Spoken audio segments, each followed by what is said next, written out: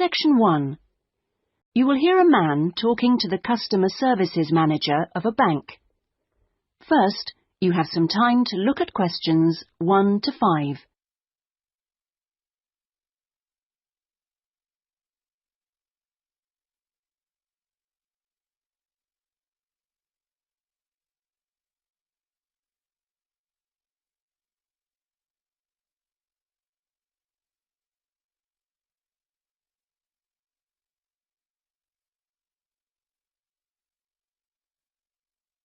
You will see that there is an example that has been done for you. On this occasion only, the conversation relating to this will be played first. Good morning. I'd like to open a bank account, please. Certainly. If you'd like to take a seat, I'll just get some details from you. It won't take long. Thanks. Is it a current account or a deposit account you wanted? A current account? The man wishes to apply for a current account, so current has been written in the space. Now we shall begin. You should answer the questions as you listen, because you will not hear the recording a second time. Listen carefully and answer questions 1 to 5. Good morning. I'd like to open a bank account, please. Certainly. If you'd like to take a seat, I'll just get some details from you. It won't take long. Thanks. Is it a current account or a deposit account you wanted? A current account? Right. I've got the application form here then. We have different types. I see you've got our leaflet there. I've decided on the one called Select. Right, that's fine. So, first of all, can I have your full name, please? Yes, it's Peter Hennis. That's Pieter. Is it Hennes? Only one N, actually. It's a less common spelling of the name. Oh, right. Okay. And what's your date of birth, please? The 27th of the 1st, 1973. Right. And will this be a joint account? No, just myself. Okay, fine. And where are you living, Mr. Hennes? 15 Riverside. Is that all one word? Yes. Exeter? Yes. How long have you been at your present address? Is it more than 2 years? Just 2 weeks, actually. I only arrived in the country a month ago. I'm from Holland. Oh, that's fine. But we normally ask for a previous address in that case. Oh, yes. Well, it's Rielsdorf 2. That's Rielsdorf 2, Utrecht. Holland. Okay, thank you. Do you have a daytime telephone number? Yes, I think the number at my office is 606-295. Just a minute, I'd better check. Oh, no, sorry, 616. I'm not used to it yet. Would you like my home number, too? Yes, please. It's 796431. Are they both local numbers? Yes. Before you hear the rest of the conversation, you have some time to look at questions 6 to 10.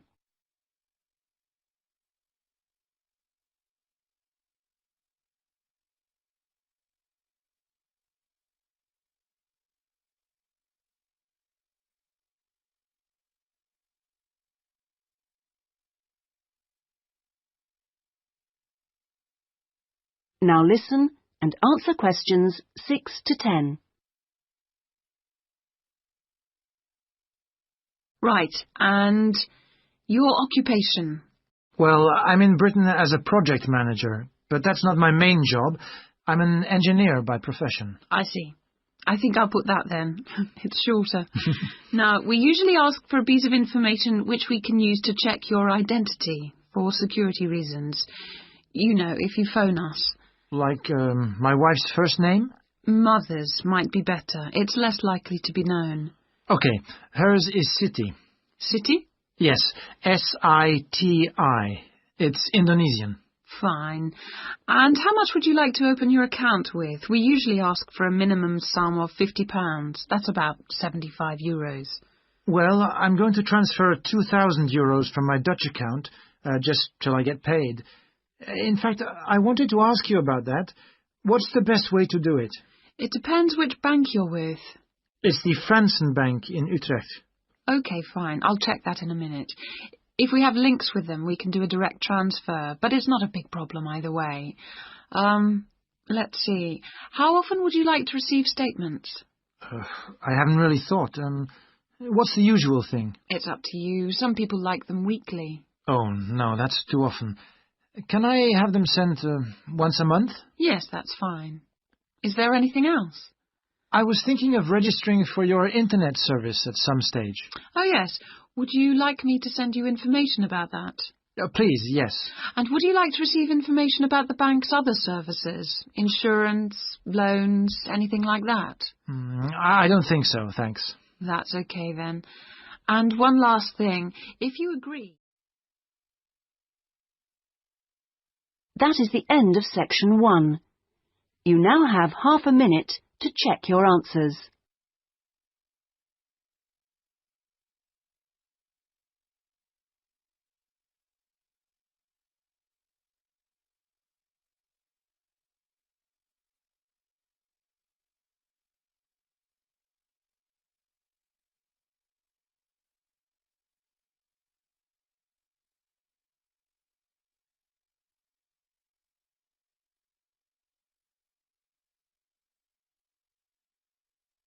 Now turn to section 2.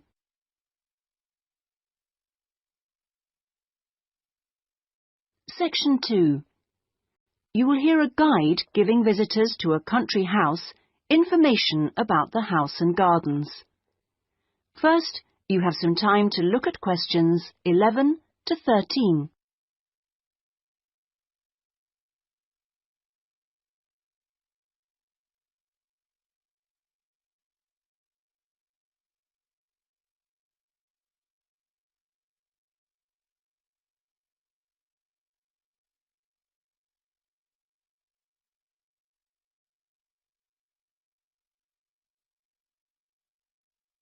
Now listen carefully and answer questions 11 to 13.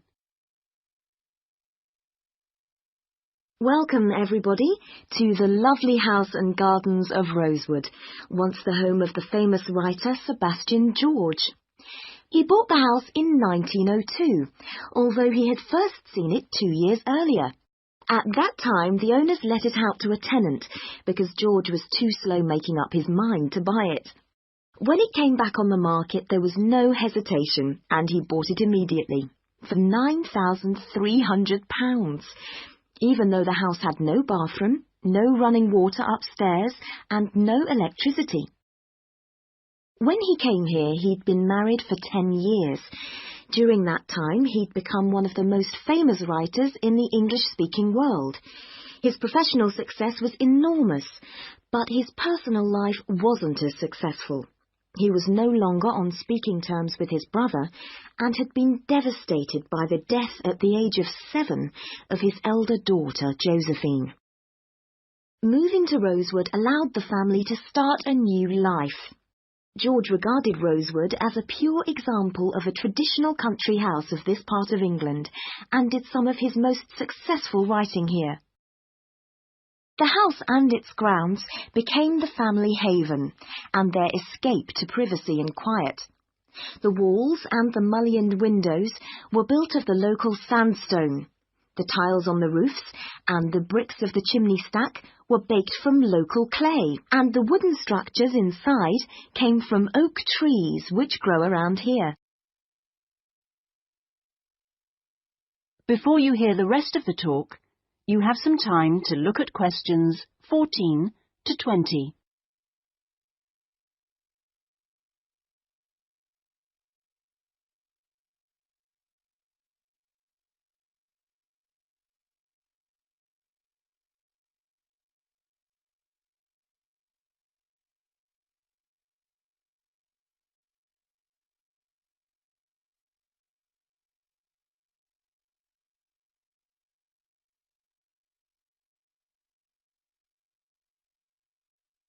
Now listen and answer questions 14 to 20.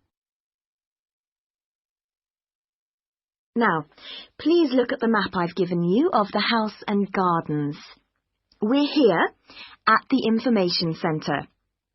Follow the path marked with the arrow, and the first area you come to is the orchard on your left. As you go further down the path, there's the kitchen garden on the right. And as you go round the first sharp corner, you will find to your left an area where different types of pear tree have been planted, as well as some lovely flowers. And this is known as Pear Alley, designed by George himself. Next to this is the greenhouse, where some exotic plants and fruits are grown. Follow the path round the second corner, and on your right you will see the entrance to the mulberry garden, with its 500-year-old tree. Past the mulberry garden, follow the path until you reach the front of the house. I suggest you spend a good hour wandering around this lovely building. A guide takes visitor groups round every 2 hours. If you would like to purchase any of George's books or other souvenirs, then leave the house by the side entrance, where you will find our shop, which is situated between the house and the garage, which contains the magnificent old Rolls-Royce car, which used to belong to George.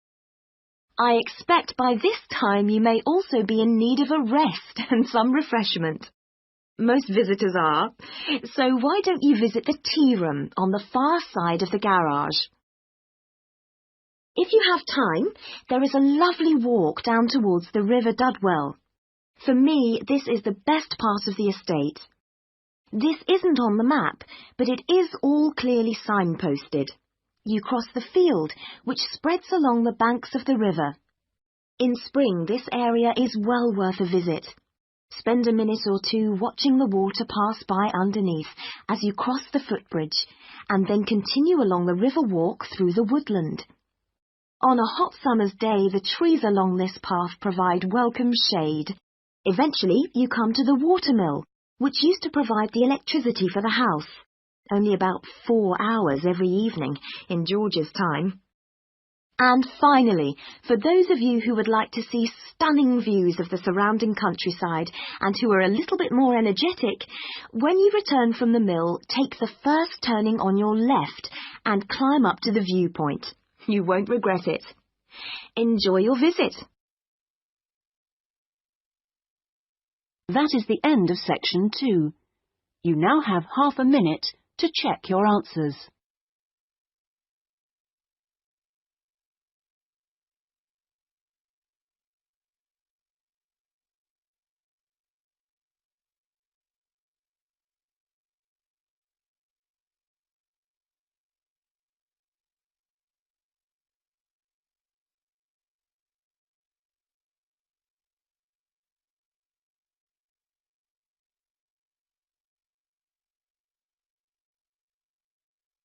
Now turn to section 3.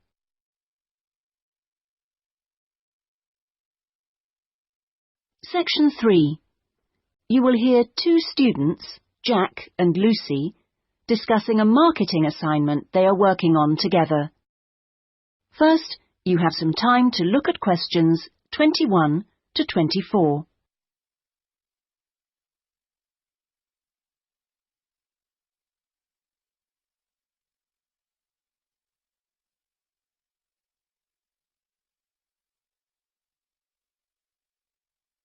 Now listen carefully and answer questions 21 to 24. Lucy, we really need to get working on this marketing assignment. We've only got 5 weeks left to the end of term to design it, carry it out, and then write up the results. Sure. Well, let's get started right now. Let's go over the instructions. What exactly do we have to do? Well, it says here we have to look at one area of the entertainment industry. There's a list of the different types. What are they? Music, cinema, theatre, sport, and eating out. Is that all? Looks like it. So we choose one branch of the industry and then we look at how 2 different groups of people use it. Is that right? Yes. And do we have to use any particular method to get our data? Can we mail out a questionnaire or do face-to-face interviews or maybe even observations? Well, actually, it looks like we don't have a choice. We have to do telephone interviews. OK, so at least we don't have to waste time deciding between the different methods. Yeah, that's right.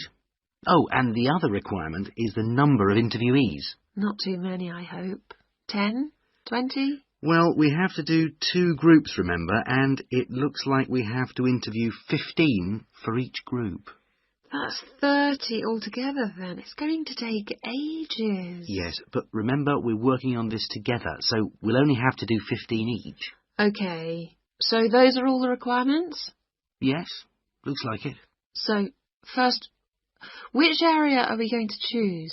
My preference would be cinema, since that's where I spend most of my money. I don't think that's such a good idea.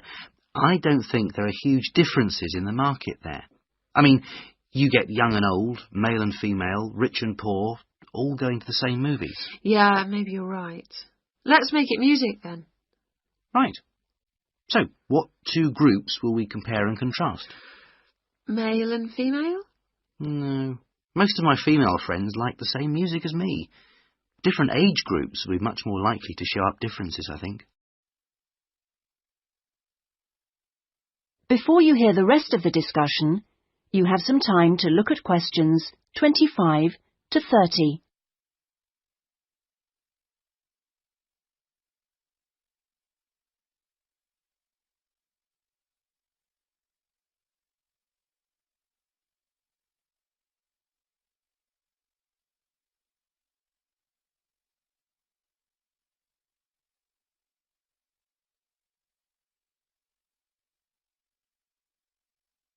Now listen and answer questions 25 to 30.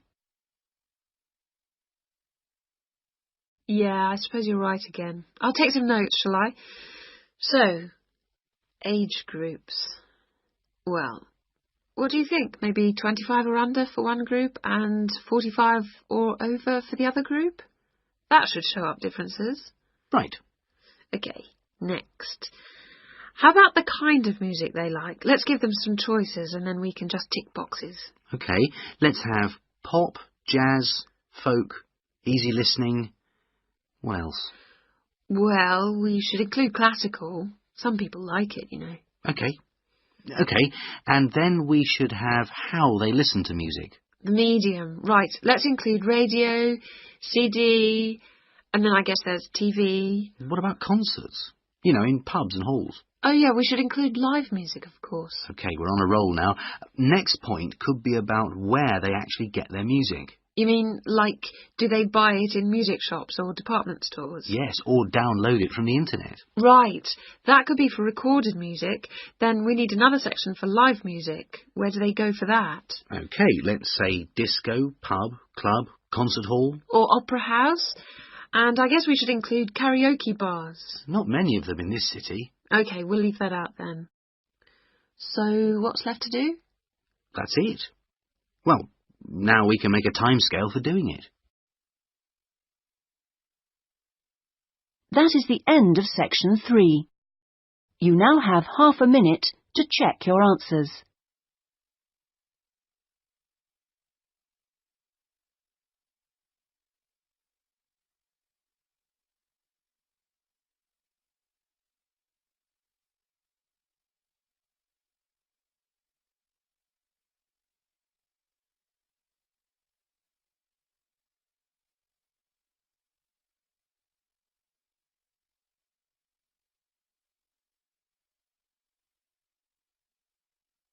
Now turn to section 4.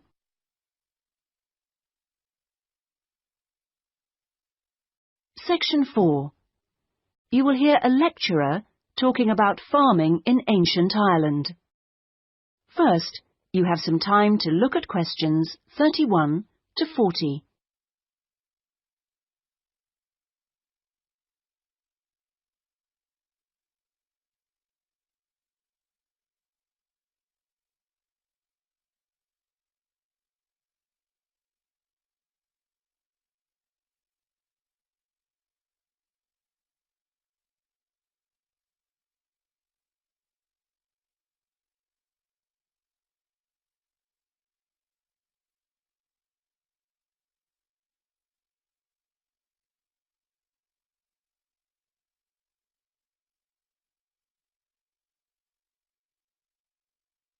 Now listen carefully and answer questions 31 to 40.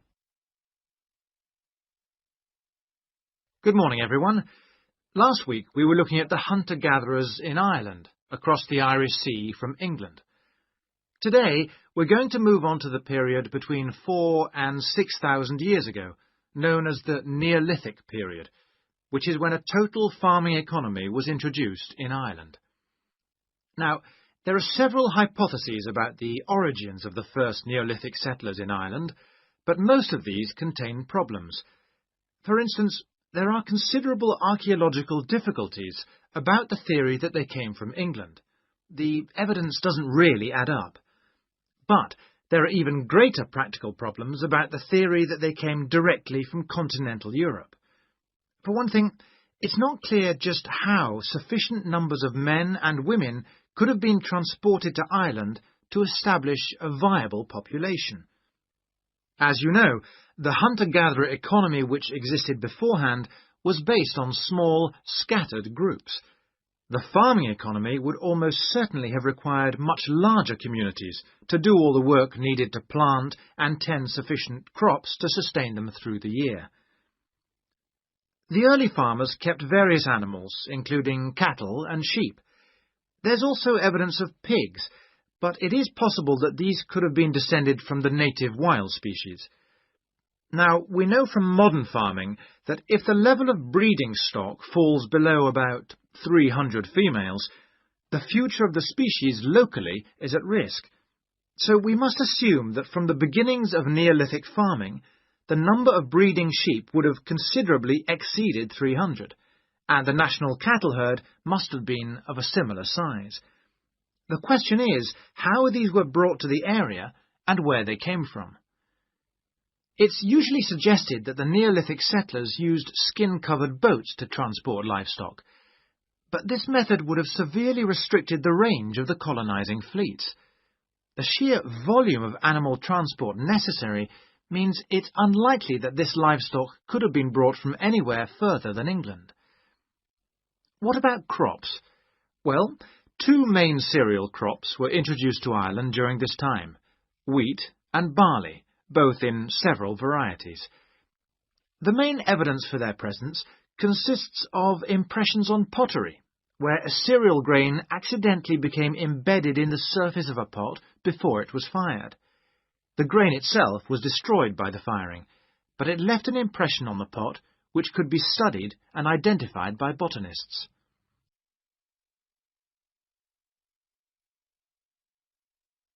Let's turn our attention now to the farming technology available at that time. Before the cereal crops could be planted, it would have been necessary to clear the forest and to break the ground by ploughing. The stone blade of a plough has been discovered during excavation in County Mayo in Western Ireland. The body of the plough would have been of wood and could have been drawn by people, but it's also likely that cattle were used. Now, the cultivation of crops and the husbandry of livestock brought about changes in people's lifestyle, such as the type of shelters they made. For one thing, instead of moving from place to place, they needed permanent dwellings. The stone axes used to chop down trees to make these dwellings were far superior to any that the Stone Age hunter-gatherers used. To make the axes, sources of suitable stone had to be found and systematically exploited. These so-called axe factories were really quarries rather than factories, as the manufacture of the axes wasn't regularly performed on the quarry site. However, after the axe had been chipped into shape, they needed water and sand for grinding and polishing, so a high mountainside wouldn't have been an appropriate place for this. So this final stage of the manufacture must have been carried out close to water, and sure enough, there's ample evidence of this at coastal sites. Now, it's clear that these Neolithic axes were transported all over Ireland, as well as to Scotland and the south of England. It's not really surprising that axes from axe factories in England have also been found in Ireland. At the very least, this indicates that there was a link between the two islands during that period. One of the most useful innovations of the colonizers was pottery making, which was quite unknown to Irish hunter-gatherers. The pottery was probably made by shaping clay into a ball with the hand, and then hollowing it until the walls were the right thickness. After firing, the outside was often polished. This would have helped the pots to retain water, as they weren't glazed. Now, we know that the clay used usually came from local sources, which suggests that manufacture was on a fairly small scale, even though thousands of fragments are usually found at Neolithic sites. In the course of time, decoration began to appear. At first, this looked like a series of stitches and was just around the tops of the pots. This could have been an imitation of earlier vessels, which were made of leather sewn onto wood. Then, eventually, pots with decoration all over became much more... That is the end of section 4. You now have half a minute to check your answers.